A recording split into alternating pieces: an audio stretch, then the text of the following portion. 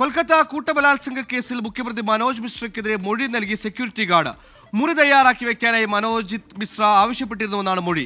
അനുസരിച്ചില്ലെങ്കിൽ ജോലിയിൽ തുടരാൻ കഴിയില്ലെന്ന് ഭീഷണിപ്പെടുത്തിയെന്നും സെക്യൂരിറ്റി ഗാർഡ് മൊഴി നൽകി. വിനീത വിജി ഡൽഹിയിൽ ചേർന്നു. വിനീത, ഈ കേസിൽ അറസ്റ്റിലായ ഒരാൾ കൂടിയാണ് ഈ സെക്യൂരിറ്റി ഗാർഡ്. ഈ പറയുന്ന 3 പേർ ഒരു നിയമ വിദ്യാർത്ഥിയെ കൂട്ടബലാത്സംഗം ചെയ്തത് സെക്യൂരിറ്റി ഗാർഡിന്റെ റൂമിൽ വെച്ചാണെന്ന് നേരത്തെ തന്നെ കണ്ടെത്തിയിരുന്നു. ഇതിന്റെ അടിസ്ഥാനത്തിലായിരുന്നു ഇയാളുടെ അറസ്റ്റ്. ഇതൊരു ഈ പറയുന്ന ഇപ്പോൾ സെക്യൂരിറ്റി ഗാർഡ് ഇത്തരത്തിലൊരു മൊഴി നൽകാനിടയായ സാഹചര്യം എന്താണ്?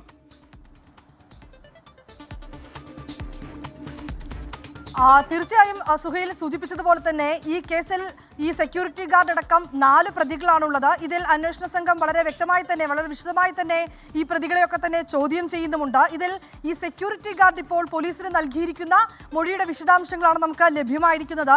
അതിൽ ഈ സെക്യൂരിറ്റി ഗാർഡ് പിനാക്കി ബാനർജി എന്നാണ് അയാളുടെ പേര്. അയാൾ പറയുന്നത് ഈ പ്രതികൾ തന്നെ ഭീഷണിപ്പെടുത്തിയതിനെ തുടർന്നാണ് ആ മുറി താൻ വിട്ടു നൽകിയതെന്നാണ് ഈ പ്രതികൾ ഇപ്പോൾ ഈ പ്രതികൾക്കെതിരെയുള്ള മൊഴിയിൽ ഇപ്പോൾ ഈ പിനാക്കി ബാനർജി പറഞ്ഞിരിക്കുന്നത്. അയാൾ പറയുന്നത് ഈ പ്രധാന പ്രതിയായ മനോജിത് മിശ്ര തന്നെ ഫോണിൽ വിളിച്ചിരുന്നു. ഒപ്പം തന്നെ മുറി ഒരുക്കി വെക്കണമെന്ന് ആവശ്യപ്പെട്ടിട്ടുണ്ടായിരുന്നു. പക്ഷേ താൻ അതിന് തയ്യാറായില്ലെന്നും ആ മുറി നൽകാൻ കഴിയില്ലെന്നും കോളേജ് കഴിഞ്ഞ് എല്ലാവരും മടങ്ങുന്ന സമയമാണിതെന്നും ഈ സെക്യൂരിറ്റി ഗാർഡ് പറഞ്ഞുവെന്നാണ് അയാൾ പോലീസിൽ വ്യക്തമാക്കുന്നത്. പക്ഷേ അങ്ങനെ പറയുകയും ഈ മുറി നൽകാൻ വിസമ്മതിക്കുകയും ചെയ്തതിനെ തുടർന്ന് ഈ പ്രധാന പ്രതിയായ മനോജിത് മിശ്ര തന്നെ ഭീഷണിപ്പെടുത്തിയെന്നാണ് സെക്യൂരിറ്റി ഗാർഡ് പറയുന്നത്. താങ്കൾക്ക് ഇനിയും ഇവിടെ തുടരണമെങ്കിൽ ഞാൻ പറയുന്നത് അനുസരിക്കണമെന്നാണ് ഈ പ്രധാന പ്രതി ഭീഷണി മുഴക്കിയിരിക്കുന്നത്. ശേഷം ഈ സെക്യൂരിറ്റി ഗാർഡിന്റെ കയ്യിലുള്ള താക്കോലുകളും മറ്റും ഈ പ്രതികൾ കൈക്കലാക്കിയെന്നും മെയിൻ ഗേറ്റ് അടച്ച് ആ താക്കോൽ തിരികെ നൽകാൻ ഈ പ്രധാന പ്രതി തന്നോട് ആവശ്യപ്പെട്ടിരുന്നുവെന്നും ഈ കേസിലെ പ്രതിയായ സെക്യൂരിറ്റി ഗാർഡ് പോലീസിന് മൊഴി നൽകിയിരിക്കുകയാണ്.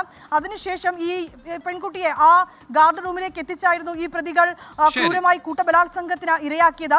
ഈ പെൺകുട്ടി ആ മുറിയിൽ നിന്ന് പോയതിനു ശേഷം പിന്നീടും ഈ പ്രതികൾ ഈ സെക്യൂരിറ്റി ഗാർഡിന്റെ മുറിയിൽ തന്നെ തുടർന്നുവെന്നും അവിടെ അവർ താമസിച്ചിരുന്നുവെന്നും അവിടെ നിന്ന് അവർ മദ്യം വെച്ചിരുന്നതായും അന്വേഷണ സംഘത്തിന് വിവരം ലഭ്യമായിട്ടുണ്ട്. ഏതാണെങ്കിലും ഈ പ്രതികളുടെ മൊഴിയുടെ അടിസ്ഥാനത്തിൽ വളരെ വിശദമായ അന്വേഷണമാണ് ഈ ഘട്ടത്തിൽ പ്രത്യേക അന്വേഷണ സംഘം നടത്തുന്നത്. സുഹൈൽ, വിവാഹ അഭ്യർത്ഥന നിരസിച്ചതിനായിരുന്നു ഒരു നിയമ വിദ്യാർത്ഥിനിയോട് പൂർവ്വ വിദ്യാർത്ഥിയും ഇപ്പോൾ ആ കോളേജിൽ പഠിക്കുന്ന വിദ്യാർത്ഥികളും ചേർന്ന് കൂട്ടബലാത്സംഗം നടത്തിയത്. സെക്യൂരിറ്റി ഗാർഡിന്റെ മുറിയിൽ വെച്ചായിരുന്നു ആ ക്രൂരത.